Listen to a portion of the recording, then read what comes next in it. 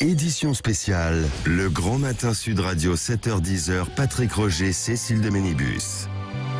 Il est 7h50, Sud Radio vous explique la prise de Tchernobyl par la Russie. Allons-nous vers une catastrophe écologique? Pour en parler ce matin, Jacques Percebois est avec nous, professeur émérite à l'Université de Montpellier, directeur du Centre de recherche en économie et de droit de l'énergie et spécialiste visiblement en économie du gaz. Oui, bonjour Jacques Percebois.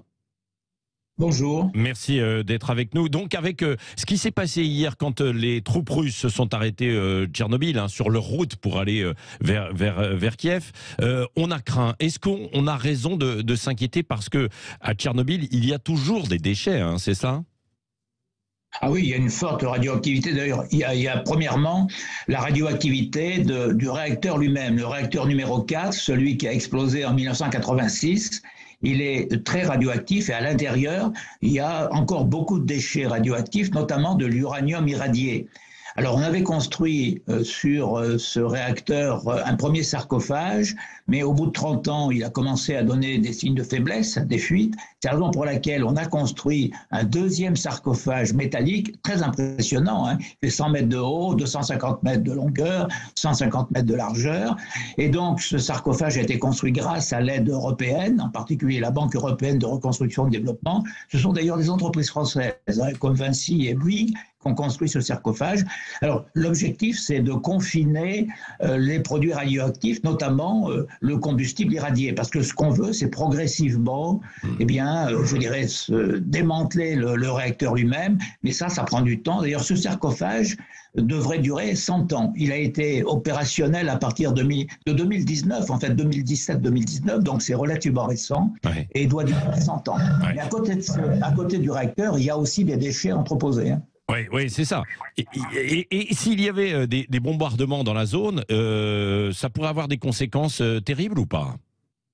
Oui, ce qu'on craint, c'est un bombardement, notamment sur le sarcophage.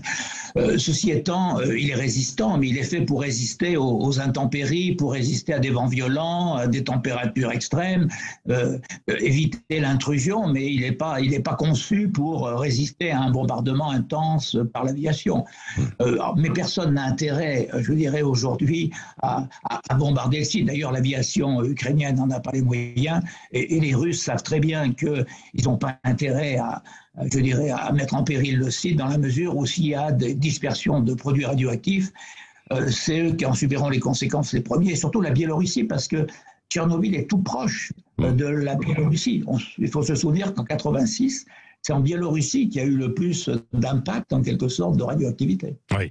Hier soir, Jean-Yves Le Drian a énoncé des menaces en disant certes, Poutine a le nucléaire, mais nous aussi, en fait, nous l'avons.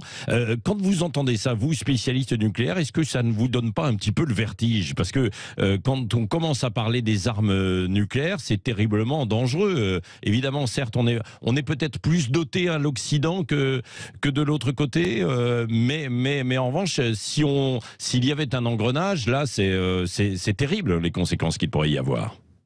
Oui, assurément, mais le principe, je dirais, de l'arme nucléaire, c'est la dissuasion, c'est-à-dire qu'elle est faite pour qu'on ne l'utilise pas. Alors, personne n'a intérêt à l'utiliser parce que les conséquences en seraient dramatiques pour tout le monde, y compris pour l'agresseur. Oui, c'est ça. Un mot, parce que vous êtes aussi, Jacques Percebois, l'un des grands spécialistes du gaz. On l'a évoqué tout à l'heure déjà avec Philippe Chalmin. Poutine pourrait décider de couper en fait le gaz, même si c'est pas son intérêt également sur un plan financier. Ah oui, il pourrait décider de le couper. Alors, ce n'est pas son intérêt à long terme parce qu'il a besoin d'exporter du gaz. Alors, il a quand même des alternatives. Il sait que la Chine est un très gros demandeur de gaz. Aujourd'hui, il peut exporter déjà du gaz par tuyau. Il peut en exporter aussi sous forme de gaz naturel liquéfié. Mais l'intérêt de Poutine, c'est de continuer à exporter son gaz vers l'Occident. Imaginons qu'il coupe le gaz. À court terme, ce serait un manque de recettes pour lui. Ça poserait beaucoup de problèmes, évidemment, aux Européens. Parce que même si on peut trouver des solutions alternatives à court moyen terme, ça ne compensera pas l'approvisionnement russe, parce que l'approvisionnement en gaz de Russie, c'est pas loin de 40% de l'approvisionnement européen. C'est très variable d'un pays à l'autre. La France, c'est un peu moins, c'est 17-18%. Parce que nous, notre premier fournisseur, c'est la Norvège. Mais ça poserait des problèmes énormes, hein, bien sûr. Merci beaucoup, hein, Jacques Percebois. Et vous nous avez quand même rassuré, hein, c'est-à-dire que par rapport en fait à ces déchets nucléaires et à Tchernobyl, ce n'est l'intérêt de personne quand même d'aller bombarder là-bas. Et les Russes seraient les premiers, évidemment, les premiers touchés, bien sûr, s'il y avait des bombardements là-bas. Merci, Jacques Percebois, donc professeur émérite à l'université de Montpellier, d'avoir été avec nous en direct ce matin sur Sud Radio. Dans quelques minutes.